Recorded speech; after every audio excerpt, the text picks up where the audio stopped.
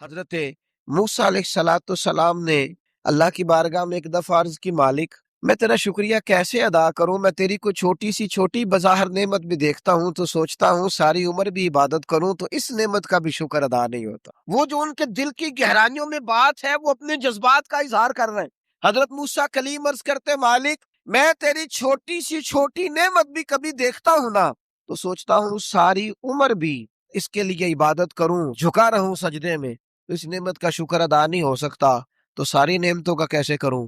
تو جب یہ جملہ کہا نا حضرت موسیٰ نے تو رب کریم نے فرمایا، اے کلیم اب آپ نے میرا شکر ادا کیا ہے۔ یہ سمجھیں آپ اس پہلو کو، یعنی جب یہ احساس پیدا ہو گیا نا کہ چھوٹی نعمت کا بھی شکریہ ادا کرنے کی طاقت ہم میں، فرمایا اب تو نے شکر ادا کیا ہے، اب سمجھ آئی ہے شکر کی۔ او میرے عزیز، جب مزاج شکر والا ہو، طبیعت شکر والی، ہر وقت مالک کا شکر، ہر وقت مالک کا شکر، ہر وقت مالک کا، یہ مزاج کا بھی پیدا۔ حضرت داؤد علیہ السلام نے اللہ کی بارگاہ میں عرض کی، مالک مجھے بتا تو صحیح، ایک نعمت کا شکر ادا کر کے میں اسے دیکھتا ہوں تو ساتھ ہی مجھے دوسری نظر آ جاتی ہے، اس کا شکر ادا کرتا ہوں تو تیسری نظر آ جاتی ہے، تیسری کا شکر ادا کرتا ہوں تو چوتھی۔ تو مالک نعمتیں اتنی زیادہ ہیں، آخر میں شکر کیسے ادا کروں؟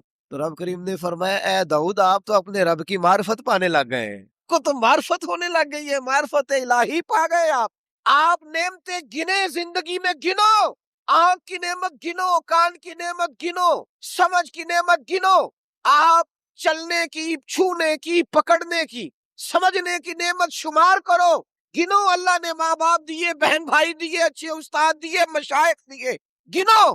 اگر اپنی زندگی کے اندر یہ گناہ کرے گا، اللہ کی نافرمانی کرے گا تو وَمَنْ أَعْرَضَ عَنْ ذِكْرِي فَإِنَّ لَهُ مَعِيشَةً ضَنْكًا، اللہ فرماتے میری یاد سے منہ موڑ لو گے تو زندگی تنگ ہو جائے گی، دشواری ہوگی، تمہاری معیشت تمہارے لیے مشکلات کا شکار ہو جائے گی۔ یہ نہیں ہے کہ انسان کو یوں ہی چھوڑ دیا جائے گا۔ اور پھر اسی آیت کا معنی یہ بھی بیان کیا ہمارے مفسرین نے کہ ایسا نہیں ہوگا کہ قیامت نہیں سجے گی، یہ نہیں ہوگا کہ جزا و سزا کا میدان نہیں لگے گا۔ اگر وقوع قیامت ہی نہ ہو، قیامت کا میدان ہی نہ لگے تو کیا جس نے ظلم سہا ہے اور اس امید پر چلا گیا ہے کہ قیامت میں بھی فیصلہ ہونا ہے تو پھر تو اس کے ساتھ ناانصافی ہو گئی۔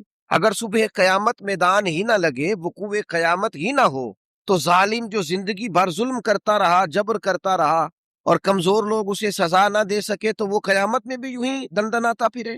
قیامت کے میدان کا لگنا، جزا اور سزا کا ہونا، یہ عقلاً بھی ضروری ہے، نقلاً بھی ضروری۔ صبح قیامت جب اللہ کی بارگاہ میں لوگ کھڑے کیے جائیں گے تو اس موقع پر جزا و سزا کا تصور اور عقیدہ اسلام کا بنیادی عقیدہ ہے۔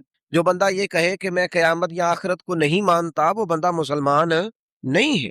اللہ کو ماننے کے ساتھ ساتھ، رسول اللہ صلی اللہ تعالی علیہ وسلم کو ماننے کے ساتھ ساتھ آخرت پر یقین رکھنا اسلام کا بنیادی عقیدہ ہے، اور یہ وہ عقیدہ ہے جو انسان کی زندگی میں انقلاب پیدا کر دیتا ہے۔ اس بندے کو تصور ہونا کہ مجھے کھڑا کیا جائے گا، مجھ سے باز پرس ہوگی، مجھ سے حساب لیا جائے گا مجھ پر۔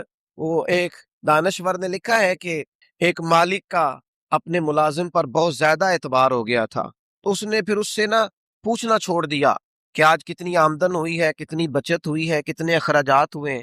تو وہ جو اس کا ملازم تھا وہ بڑا نیک آدمی تھا، اس نے ایک دن کہا کہ صاحب وہ آپ پوچھا کرتے تھے ہر شام کو کہ آج کیا کمایا، کیا خرچ کیا، اور ہمارے پاس نتیجتاً آمدن کیا رہی اور نفع کیا رہا، تو آپ پوچھ نہیں رہے۔ اس نے کہا یار سالوں گزر گئے، اب میرا بڑا اعتبار ہے تیرے اوپر، اب میرا بڑا یقین ہو گیا ہے، لہذا میں اب سمجھتا ہوں کہ کوئی ضرورت نہیں ہے۔ تو کہتے ہیں وہ کرسی سے اٹھ کے اس کے پیروں میں بیٹھ گیا، اس نے کہا مہربانی کر میرے اوپر اعتبار نہ کر۔ کیا مطلب؟ کہنے لگے یہ تو میرے اوپر اعتبار کر کے مجھے میرے نفس کے حوالے کرنا چاہتا ہے، تو مجھے میری خواہشات کے سپرد کرنا چاہتا ہے کہ میں جو میرے من میں آئے کروں۔ مجھ سے پوچھا کر، کوئی پوچھنے والا ہونا تو انسان اعتدال میں رہتا ہے۔ مجھ سے سوال جواب کیا کر، کوئی سوال جواب کرنے والا ہو تو انسان کو تصور رہتا ہے۔ مجھے میرے نفس کے سپرد نہ کر، ورنہ یہ تو مجھے گمراہ کر دے گا، یہ تو خواہشات کا فتنہ ہے جو مجھے الجھا ڈالے۔ میرے عزیز یاد رکھیے گا، اگر کوئی پوچھنے والا نہیں ہوتا، اگر سوال جواب نہیں ہوتے، اگر بات چیت نہیں ہوتی تو بہت سارے لوگ ایسے ہیں جو ٹھیک ہوتے ہیں پر بگڑ جاتے۔ آپ نے جس آدمی کو گلے پہ بٹھایا ہے اور پھر آپ نے پوچھا نہیں ہے، چلیں آپ نے اعتبار ہی کیا ہوگا، لیکن جو اس بندے کا آپ نے نقصان کیا اسے فتنے میں ڈالا ہے۔ دنیا اور آخرت تباہ کر دی اس. آپ کو چاہیے تھا باز پرس کرتے، خیال کرتے، سوال اٹھاتے، پوچھتے یہ کیا ہوا. وقتی طور پر یہ چیز بری لگتی ہے لیکن یہ بڑی فائدہ مند ہوتی، اس کے اندر بڑی ساری چیزیں پنہا ہیں. قیامت کے دن اللہ تعالیٰ اپنے بندوں سے سوال پوچھے گا، اور قربان جائیں میرے نبی پاک علیہ السلام نے فرمایا ہاں وہ پوچھے گا، اور جب تک 5 چیزوں کا تم جواب نہیں دو گے تمہیں قدم نہیں اٹھانے دے گا. یا رسول اللہ کون کون سی 5 چیزیں؟ فرمایا اللہ پوچھے گا تم سے بتاؤ عمر کہاں گزاری. بولو میں نے زندگی دی، صحت دی، عافیت دی، کہاں کہاں بتا کے آئے وقت. اور اسی پر دوسرا سوال یہ کرے گا مالک کہ عمر کا بہترین حصہ تھا جوانی کا، جب تھکاوٹیں نہیں ہوتی تھی، جب کھڑا رہا جا سکتا تھا، محنت مشقت جد و جہد ہو وہ بہترین حصہ جوانی کا کہاں گزارا. تیسرا سوال مالک کرے گا بتاؤ نا مال کہاں سے کمایا. اور چوتھا سوال یہ تھا کمانے کے بعد بھی مالک تم نہیں تھے، گویا دیا تو میں نہیں تھا نا، تو بتاؤ پھر لگایا کہاں پہ تھا، خرچ کہاں پہ کیا. ثم لتسألن یومئذ عن النعیم، ایک ایک نعمت کے بارے میں اللہ پوچھے گا. اور پانچواں سوال اللہ پوچھے گا بتاؤ جو تم جانتے تھے تم نے اس پر عمل کتنا کیا، جس کا تمہیں پتا تھا، جس کا تمہیں شعور تھا اس پر، تو اللہ سوال پوچھے گا. اب یہ کیوں سوال ہوں گے وقوع قیامت میں؟ یہ کیوں پوچھا جائے گا کہ قیامت کے دن کی جزا سزا کا خوف ہو بندے پر. اسلام ویسے اپنے ماننے والوں کو بے خوف رکھتا ہے، لا خوف علیہم ولا هم یحزنون، اللہ کے دوستوں کو خوف غم نہیں ہوتا. ایک غم تم اپنے اندر رکھو کہ تمہیں قیامت کے دن پوچھا جائے، اس کا خوف پیدا کرو. اور یہ خوف مالک کو اتنا پسند ہے، فرمایا وَلِمَنْ خَافَ مَقَامَ رَبِّهِ جَنَّتَانِ، جو اللہ کے سامنے کھڑے ہونے سے ڈرے گا اللہ اسے 2 جنتیں عطا فرمائے گا. اس دن کا خوف اپنے دل میں پیدا کر کے تجھے کھڑا کیا جائے گا، تجھ سے پوچھا جائے گا، تیرے سے سوال کیا جائے گا، تجھے جواب دینا ہے. تیری طبیعت کے اندر ہمارے ہاں ہوا یہ ہے کہ کچھ لوگوں نے لوگوں کو بے خوف کر دیا ہے. امام غزالی رحمت اللہ تعالیٰ علیہ فرمایا کرتے تھے جس قوم کے اندر ایسا وائز، ایسا عالم، ایسا خطیب، ایسا شخص موجود ہونا جو لوگوں سے کچھ بھی نہیں ہونا، بے فکر ہو جاؤ. جہاں ایسا آدمی موجود ہو وہاں شیطان کی ضرورت نہیں ہوتی، وہ تو خود لوگوں کو وسوسوں میں ڈال رہا ہے. وہ تیرے دل کے اندر خوف پیدا کرے، وہی ہے تیرے زمانے کا امام برحق جو تجھے حاضر و موجود سے بیزار کرے. وہ تجھے بتائے کہ قیامت میں حساب دینا ہے. عجیب بات ہے نا، لوگ کہتے ہیں ہمارے پیر صاحب نے کہا ہے خیر صلاح ہے، تو میں کہتا ہوں تمہارے پیر صاحب نے خیر صلاح اگر اللہ کی رحمت پہ امید کرتے ہوئے کہی ہے تو انکار نہیں کرتے، ٹھیک کہا ہوگا. پر تمہارے پیر صاحب نے کہا خیر ہے کچھ بھی نہیں ہونا، تو نبی پاک نے تو اتنا ڈرایا صحابہ کو کہ وہ کانپا کرتے تھے، ان کے تو رونگٹے کھڑے رہتے تھے. رحمت للعالمین محبوب کے پاس بیٹھنے بعد حضرت انس بن مالک رضی اللہ تعالیٰ عنہ ایک دن بیٹھے تھے لوگوں کے بیچ، تو اچانک اندھیرا، دفعتاً اچانک اندھیرا چھا گیا. تو ایک شخص نے کہا جب حضور کے زمانے میں ایسا ہوتا تھا تو آپ کیا کرتے تھے؟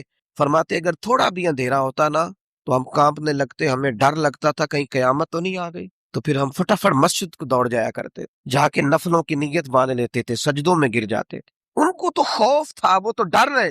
سیدہ طیبہ طاہرہ حضرت عائشہ صدیقہ فرماتی ہیں حضور دعا مانگ رہے تھے اللہم حاسبنی حسابا یسیرا، تعلیم امت کے لیے، ہمیں سمجھانے کے لیے. کریم کہتے ہیں اے اللہ مجھ سے جب تو قیامت والے دن حساب لینا تو ذرا آسان کر کے لینا.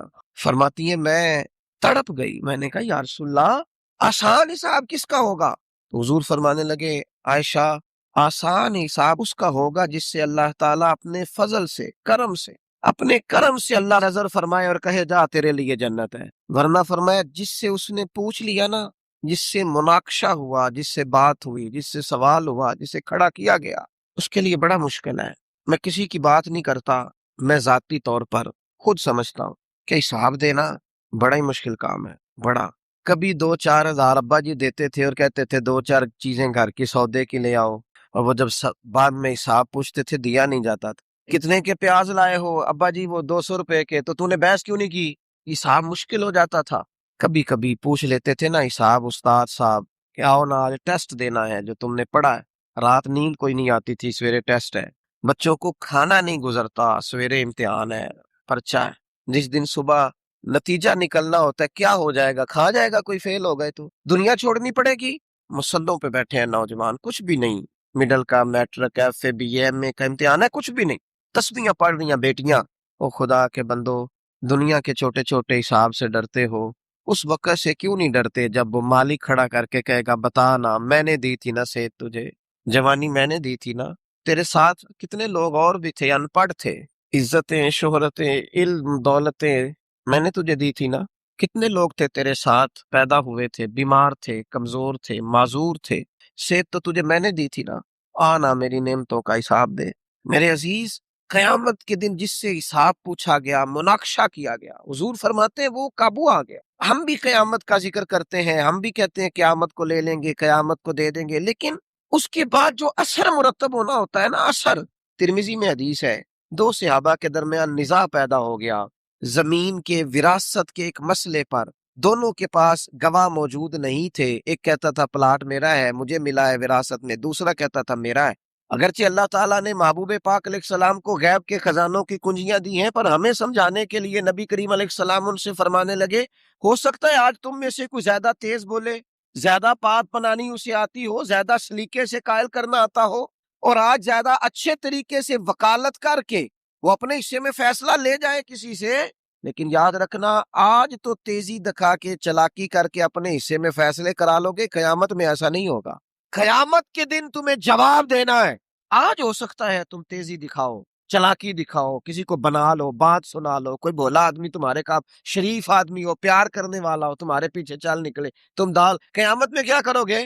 تو ہمارے بیچ بھی یہ باتیں ہوتی ہیں، پر معاذ اللہ ہم کہتے ہیں دیکھی جائے گی۔ ان دونوں کو رسول کریم نے جب فرمایا نا کہ آج تو تم فیصلہ کرا لو گے، قیامت میں کیا کرو گے، تو ایک کہنے لگا یا رسول اللہ میرا گزارا ہوتا ہے، اسی کو دے دے آپ، حضور میرا کام چلتا ہے۔ تو وہ دوسرے کہنے لگے نہیں، آپ مہربانی فرمائیں، آپ نا انہی کو دے دے، یہ نا میرا وہ حضرت عمر کا زمانہ تھا نا، تو ایک شخص نے زمین بیچی تو دوسرے نے خرید لی، تو وہ جس نے خریدی وہ ہل چلانے لگا، تو ہل چلاتے چلاتے اندر سے خزانہ نکل آیا، تو وہ لے کے اس شخص کے پاس چلا گیا، کہنے لگا میں نے نا زمین خریدی تھی، خزانے نہیں خریدے تھے، لہذا رکھ لے اپنا خزانہ۔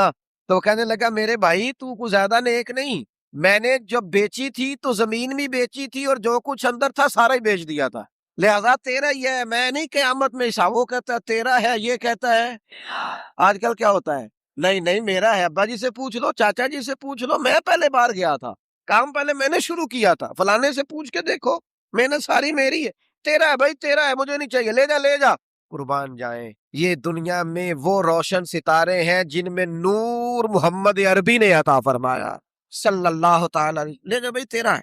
اب وہ فیصلہ حضرت ابی بن کعب کے پاس گیا، فیصلہ انہوں نے بڑا انوکھا کیا، وہ کہنے لگے جی میں نے دیکھے جی میں نے زمین خریدی تھی، اندر خزانہ تو نہیں نہ خریدا تھا، اسے کہے رکھے اپنا خزانہ، تو وہ کہنے لگا جی میں نے بیچ دی تو خزانہ بھی اسی کا ہے۔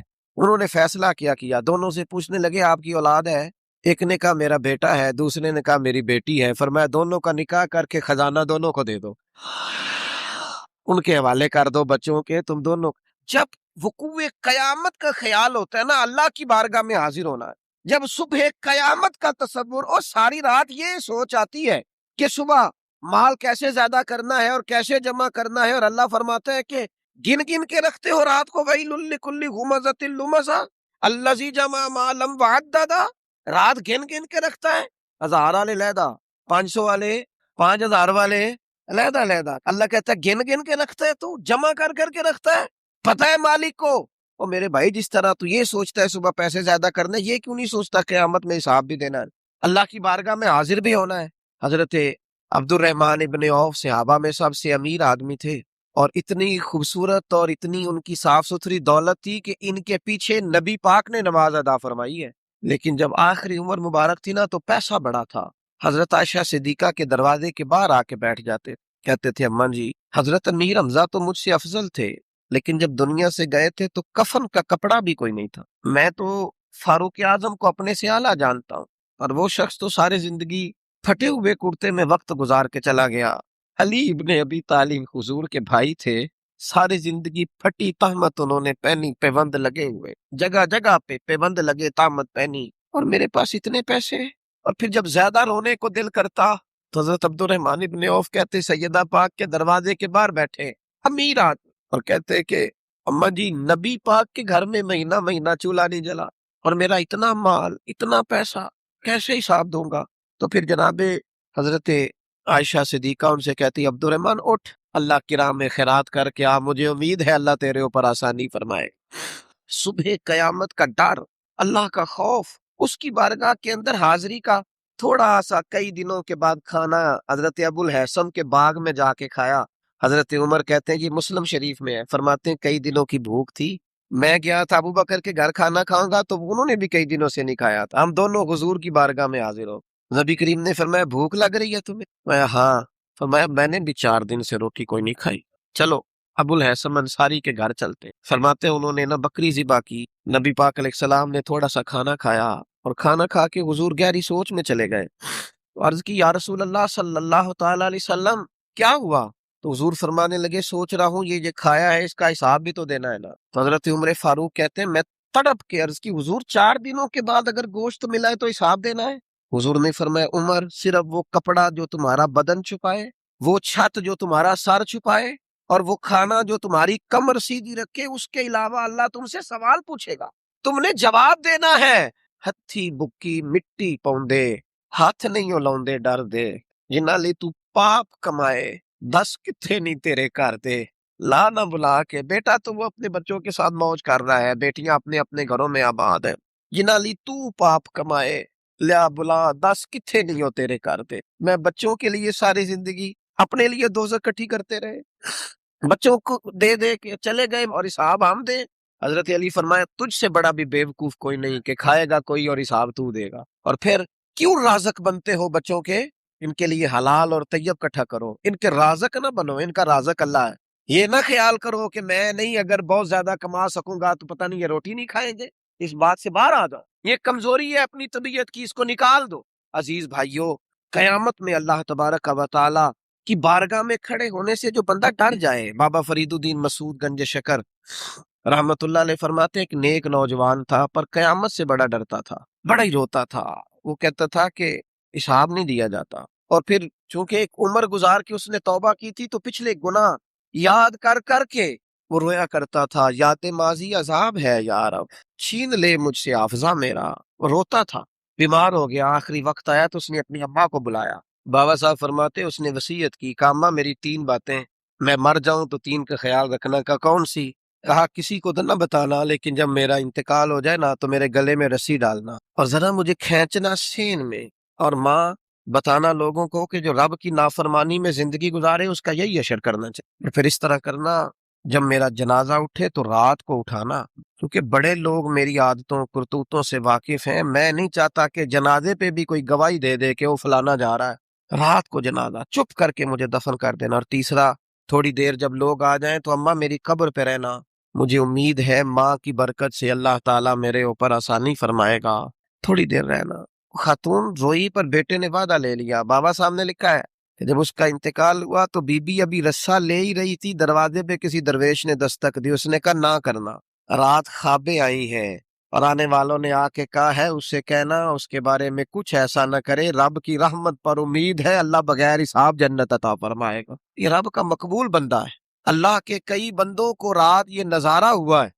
یہ خوف اگر پیدا ہو جائے قیامت کا کہ اللہ کے حضور حاضر ہونا ہے، یہ اگر تصور جاگزیں ہو جائے، آپ کہیں گے اس طرح کرنا درست ہے، تو بخاری میں حدیث ہے، نبی کریم علیہ السلام نے فرمایا اللہ کے ایک بندے نے نا وصیت کر دی تھی، ایک بندے نے وصیت کی تھی اپنے بچوں سے، اس نے کہا تھا یار میں بڑا گناہ گار ہوں، قیامت کے دن میں سامنا نہیں کر سکتا، اس طرح کرنا جب میں مر جاؤں نا مجھے جلا دینا، یہ بخاری میں حدیث ہے، اور جلا کے میری خاک اڑا دینا، میں جل جاؤں گا پر میں حساب پتا سارا ہے سردار نو کیتیاں دا، من نانم کے من دانم، ساری زندگی گزر گئی لوگوں کا حساب کرتے، فلانا اس طرح کا ہے فلانا، اور لوگوں کا تو تجھے صرف شک ہے، اپنا تو پاک ہے، پکی بات چھپاتا ہے۔ کچھ لوگ کہتے ہیں جی او میں جی ہمیشہ سچ بولتا ہوں، اپنے بارے میں بولنا سچ، ہمت کرنا جرت کا مظاہرہ کر، اپنے بارے میں سچ بول، بتا کہاں کہاں کرتوت، کہاں کہاں جبر کیے، کہاں کہاں ظلم کیے، کہاں کہاں نہ دوسروں کے بارے میں سچ بولتا ہے، یہ کس نے اجازت دی؟